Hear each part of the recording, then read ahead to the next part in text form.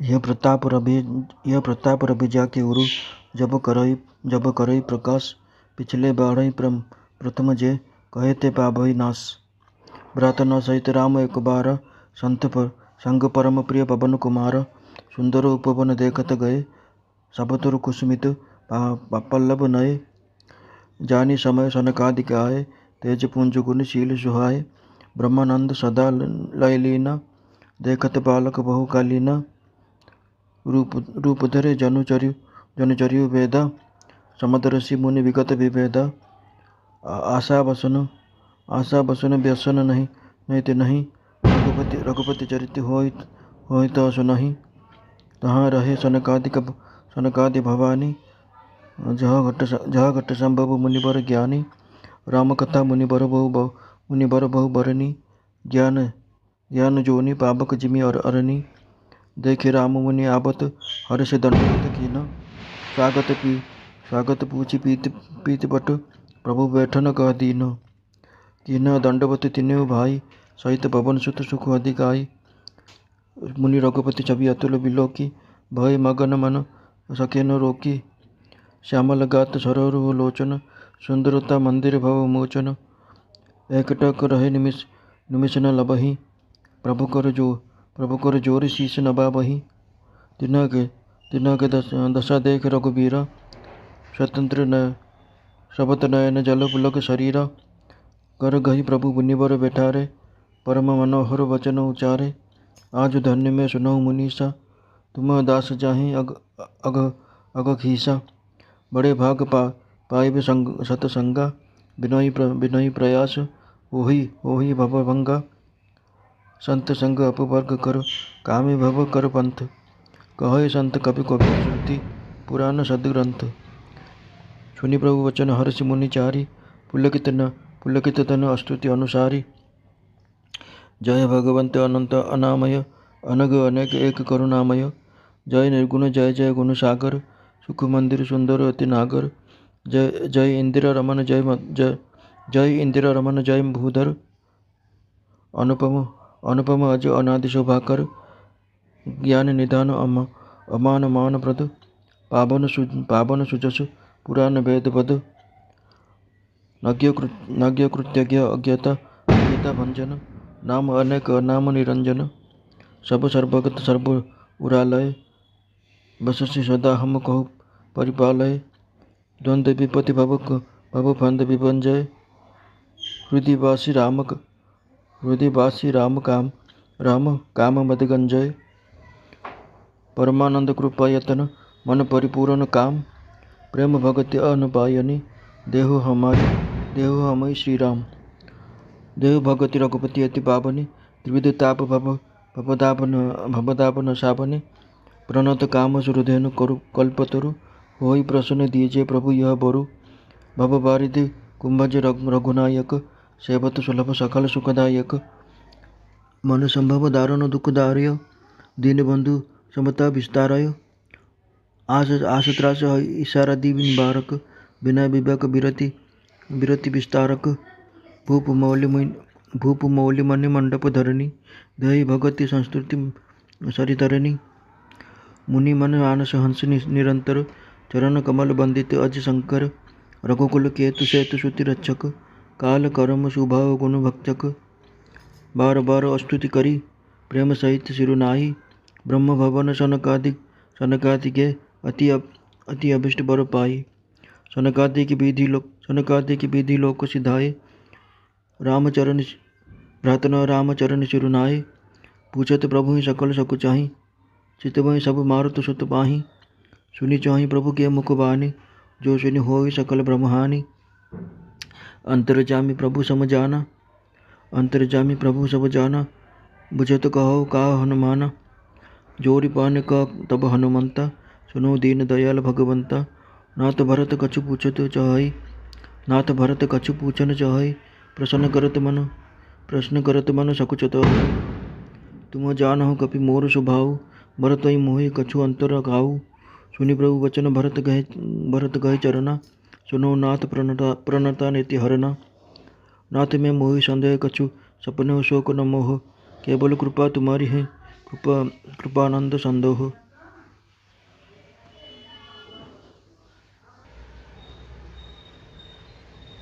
ଥରେ ଭାଇମାନଙ୍କ ସହିତ ଶ୍ରୀରାମଚନ୍ଦ୍ର ପରମ ପ୍ରିୟ ହନୁମାନଙ୍କୁ ସାଥିରେ ନେଇ ସୁନ୍ଦର ଉପବନ ଦେଖିବାକୁ ଗଲେ। ସେଠାରେ ସମସ୍ତ ବୃକ୍ଷ ଫଳିତ ହୋଇଥିଲେ ଏବଂ ନୂତନ ପତ୍ରରେ ଯୁକ୍ତ ଥିଲେ। ସୁଅବସର ଜାଣି ସନକାଦି ମୁନି ଆସିଲେ, ଯେମାନେ ତେଜପୁଞ୍ଜ ସୁନ୍ଦର ଗୁଣ ଏବଂ ଯେମାନେ ନିଜର ତେଜପୁଞ୍ଜ ସୁନ୍ଦର ଗୁଣ ଏବଂ ଶୀଳରେ ଯୁକ୍ତ ହୋଇ ତଥା ସଦା ବ୍ରହ୍ମାନନ୍ଦରେ ମଗ୍ନ ରହୁଥିଲେ। ଦେଖିବାରେ ତ ସେମାନେ ବାଳକ ଥିଲେ, କିନ୍ତୁ ପରମ ଜ୍ଞାନୀ ମଧ୍ୟ ଥିଲେ। ଯେପରି 4 ବେଦ ହିଁ ବାଳକ ରୂପ ଧାରଣ କରି ସେଠାକୁ ଆସିଅଛନ୍ତି। ସେ ମୁନିମାନେ ସମଦର୍ଶୀ ଭେଦରହିତ ଅଟନ୍ତି। ଦିଗ ହିଁ ତାଙ୍କର ବସ୍ତ୍ର ଅଟେ। ତାଙ୍କର ଅନେକ ରୂପରେ ଗୋଟିଏ ହିଁ ବ୍ୟସନ ଅଟେ। ସେମାନେ ସେଠାକୁ ଗଲେ ଯେଉଁଠି ରଘୁନାଥଙ୍କ ସେମାନେ ସର୍ବଦା ସେଇଠାକୁ ଯାଇଥାନ୍ତି ଯେଉଁଠି ରଘୁନାଥଙ୍କର ଚରିତ୍ର ଗାନ ଓ ପାରାୟଣ କରାଯାଉଥାଏ। ସେଠାକୁ ଯାଇ ସେମାନେ ତାକୁ ଅବଶ୍ୟ ଶୁଣନ୍ତି। ଶିବ କହିଲେ, ହେ ଭବାନୀ, ସନକାଦି ମୁନି ସେଠାକୁ ଯାଇଥିଲେ। ସେଠାରୁ ଫେରି ଆସିଲେ ଯେଉଁଠି ଜ୍ଞାନୀ ମୁନିଶ୍ରେଷ୍ଠ ଅଗସ୍ତ୍ୟ ରହୁଥିଲେ। ଶ୍ରେଷ୍ଠ ମୁନି ଶ୍ରୀରାମଙ୍କ ବହୁତ କଥା ବର୍ଣ୍ଣନା କରିଥିଲେ, ଯାହା ଜ୍ଞାନ ଉତ୍ପନ୍ନ କରି ବିକାର ନାଶ କରିବାର ସେ ପ୍ରକାର ସମର୍ଥ ଅଟେ, ଯେପରି ଅରଣି କାଷ୍ଠ ଦ୍ୱାରା ଅଗ୍ନି ଉତ୍ପନ୍ନ ହୋଇଥାଏ। ସନକାଦି ମୁନିମାନଙ୍କୁ ଆସିଥିବାର ଦେଖି ଶ୍ରୀରାମଚନ୍ଦ୍ର ଆନନ୍ଦିତ ହୋଇ ଦଣ୍ଡବତ ପ୍ରଣାମ କଲେ ଏବଂ ସ୍ୱାଗତ କଲେ। ତାଙ୍କୁ ବସିବା ପାଇଁ ନିଜର ଆସନ ମଧ୍ୟ ଦେଲେ। ପୁଣି ତାଙ୍କୁ ବସିବା ପାଇଁ ନିଜର ପୀତାମ୍ବର ମଧ୍ୟ ଦେଲେ। ପୁଣି ହନୁମାନଙ୍କ ସହିତ 3 ଭାଇମାନେ ଦଣ୍ଡବତ ପ୍ରଣାମ କଲେ। ସମସ୍ତେ ବଡ଼ ଆନନ୍ଦିତ ହେଲେ। ମୁନି ରଘୁନାଥଙ୍କର ଅତୁଳନୀୟ ରୂପକୁ ଦେଖି ଆନନ୍ଦମଗ୍ନ ହୋଇଗଲେ। ସେମାନେ ନିଜ ମନକୁ ଆୟତ୍ତରେ ରଖିପାରିଲେ ନାହିଁ। ସେ ଜନ୍ମମୃତ୍ୟୁ ହରଣକାରୀ ଶ୍ୟାମ ଶରୀରଧାରୀ କମଳ ନୟନ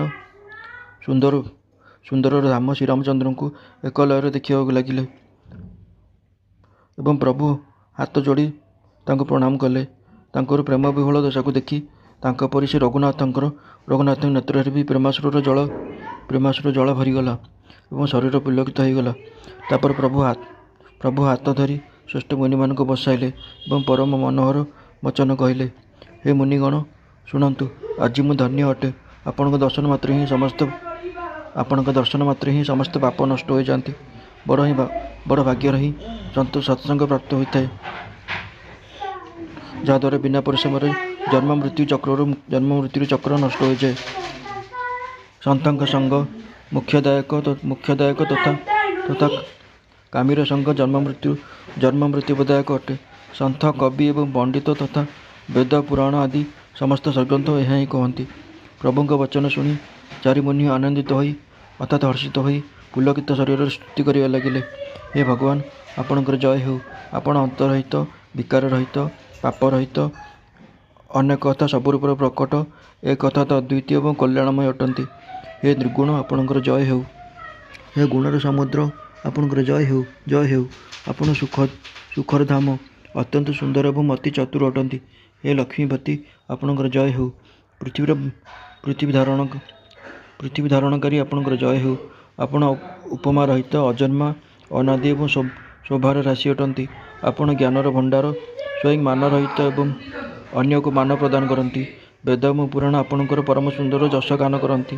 ଆପଣ ତତ୍ତ୍ୱଜ୍ଞାନୀ, ସେବା କରାଯାଇଥିବା ସେବା ପ୍ରତି କୃତଜ୍ଞ ଏବଂ ଅଜ୍ଞାନ ନାଶକାରୀ ଅଟନ୍ତି। ହେ ନିରଞ୍ଜନ ଅର୍ଥାତ୍ ମାୟା ରହିତ, ଆପଣଙ୍କର ଅନେକ ଅର୍ଥାତ୍ ବହୁତ ନାମ ଅଛି ଏବଂ କୌଣସି ନାମ ନାହିଁ, ଅର୍ଥାତ୍ ଆପଣ ସବୁ ନାମରୁ ଅତୀତ ଅଟନ୍ତି। ଆପଣ ସର୍ବରୂପ ଅଟନ୍ତି, ସମସ୍ତଙ୍କଠାରେ ବ୍ୟାପ୍ତ ରୂପରେ ରହିଛନ୍ତି, ସମସ୍ତଙ୍କ ହୃଦୟ ରୂପୀ ଘରେ ସଦା ନିବାସ କରନ୍ତି। ଅତଃ ଆପଣ ଆମର ପାଳନ କରନ୍ତୁ।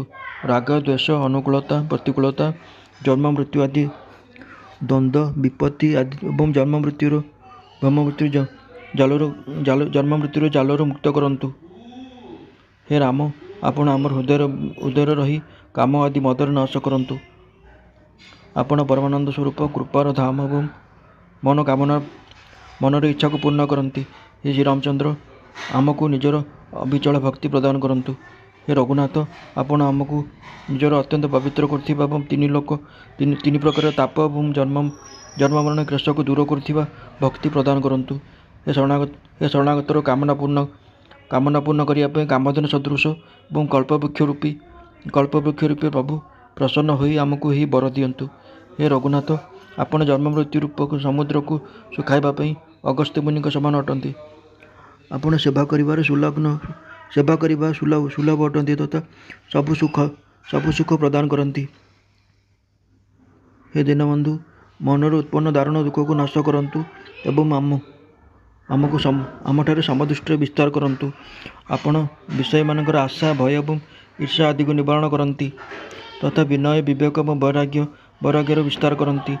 हे राजा मानकर शिरोमणि एवं पृथ्वीर भूषण श्री रामचंद्र संस्कृति अर्थात जन्म मृत्युर प्रभाव रूपी नदी पई नौका रूप निजर भक्ति प्रदान करंतु। हे मुनि मानकर मनरूपी मानस सरोवर निरंतर निवास करथिबा हंस आपणक चरण कमल ब्रह्मा एवं शिवଙ୍କ द्वारा वंदित।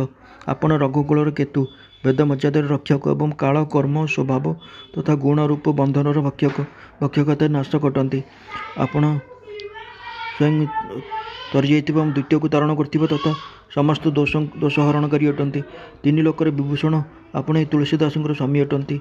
प्रेम सहित बारंबार स्तुति करी एवं प्रणाम करी तथा निजर अत्यंत अभिष्ट वर को निजर मनोभिलाषित वर को प्राप्त करी सनकादि मुनि ब्रह्मलोक को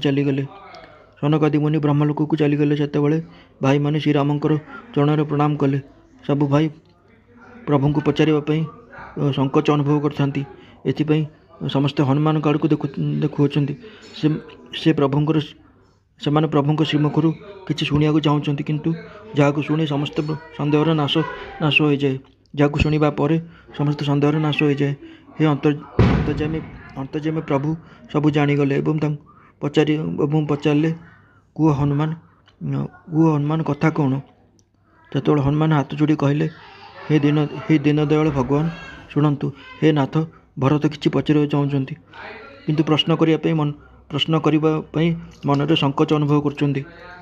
भगवान कहले हनुमान तुम्हें तो मोर स्वभाव जान। जानिच भरतंकर मो मध्य अंतर बा केउठी। प्रभुंक वचन शुणी भरत तांकर चरण स्पर्श कले और कहले हे नाथ हे शरणागत दुखारी शुणु। हे नाथ मत मोठे किसी सन्देह अच्छी न स्वप्न भी शोक और मोह अच्छी। हे कृपा और आनंदर समूह यह केवल आपण कृपार फल अटे।